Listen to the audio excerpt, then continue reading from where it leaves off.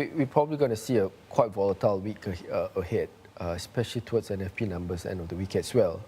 But it's going to be a, with bank holiday in Greece, it's probably going to be like a bank holiday for trading as well, to some extent for those that's a bit more concerned on the risk volatility. Stay out of the market, is that what you're saying? Traders Not stay out of the market, but stay nimble probably in terms of the trades, but probably play on some of the more secure sort of currencies on risk aversion. What's your euro trade then right now? Currently now, maybe probably towards slightly weaker, towards 108, 106 levels. So you're shorting now? A bit away from euro actually. We're staying away from the euro for a moment. So but our view is. So you're not even. I mean, even Richard Jerram was trading the euro, right? Yeah. And he's a long-term big pig guy. Yeah. So you're saying, as an FX specialist, you're saying you're not touching the euro at the moment. Probably more towards more of the safer currencies, probably on the dollar. You saw the yen and the Swiss franc actually moved quite strongly slightly before. So risk aversion trades probably will continue to be there. Yeah, I mean, broadly speaking, I think the situation in Greece, the turn that it took over the weekend suggests that, look, emerging markets probably not the place you want to be right now. That's right. Even though Greece makes up just a very small portion. Same goes for EMFX, especially Asian EMFX. That's right. Especially, I mean, there's some risk of contagion probably if it happens in terms of over the next few days, even up to the 30th, if something sort of negative happens out of Greece ahead of the referendum. My view into the EMs? Into the EMs as well. Especially meaning if, let's say, the ECB pulls ELA? Pulls ELA, but the risk is, I think, quite low. I think the reason why is because ECB's exposure to Greece is one of the more significant ones. So I think they probably sort of chained to the fact that they probably have to keep the... What's going to get you back into the euro market?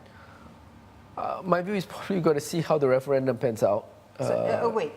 Stay away from the euro for the week. And how it pans out from probably 30th to the 5th, what are the developments from the 30th to the 5th towards the later part of the week. So the IMF's got time though, right? Because the IMF can turn around on Tuesday night and say, we're going to give you 30 days. That's right. They probably can do that 30-day creditor thing. So within that week, or within that month, 30 days, things can happen. So, but in effect, if you add in that 30 days, it could be end of July. Before things actually gets even worse. All right. That Greece doesn't just owe money to the IMF. Right? If they don't, I mean, our view is probably they will try to kick the can again after 30th of July, but it has to happen within this month, or the next month. Okay, let's talk about China. This double barrel move over the course of the weekend. Are you surprised by the reaction we're seeing in the Aussie at the moment? To some extent, no. We're seeing Aussie sort of being pulled around with the global developments as well. But China's movements out of overnight over the weekend probably has somewhat supported it somewhat.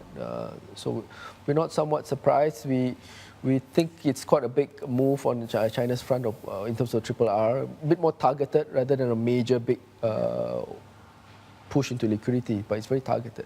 I was going to say, and also ask, then why is the Aussie benefiting as much as it is? As it is. Because especially on the RRR cut, right, it was mainly for rural ag lenders, right, and the quantum was actually very small. That's right. I mean, how much is this going to really help the economy, and therefore demand for, let's say, Aussie products is the question, because it seems as though the easing was targeted very implicitly to try and shore up the stock market in China, no? That's right. I think I agree with you to some extent. It's probably to shore up the stock market, with the margin financing being a major risk in China. So on the Aussie front, it's not a major move. To some extent, probably on a broader scale, it probably has supported the Aussie, but it has a tendency bias probably towards a bit more weaker in my view over the next week or so.